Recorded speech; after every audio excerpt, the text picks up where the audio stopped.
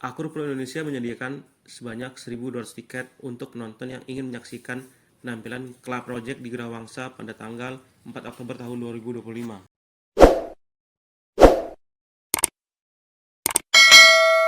Ada beberapa sih. Kalau ngelihat dari memorabilianya, albumnya sudah banyak. Terus dia sudah melewati dekade 90-an sampai saat ini dengan selamat gitu. Maksudnya walaupun ada gonjang-ganjing dia masih selamat. Emang beberapa artis juga sudah akan kita hadirkan juga melalui akun Pro ini. Ada beberapa artis mungkin tahun depan akan ada kejutan juga emang yang sangat ditunggu-tunggu semua genre. Alhamdulillah kita sudah terbuka dengan manajemennya. Artisnya belum bisa kita sebutkan, tapi kalau kita sebut artisnya itu skalanya nggak bisa kecil lagi. Kita harus kalian benar-benar karena ditunggu semuanya.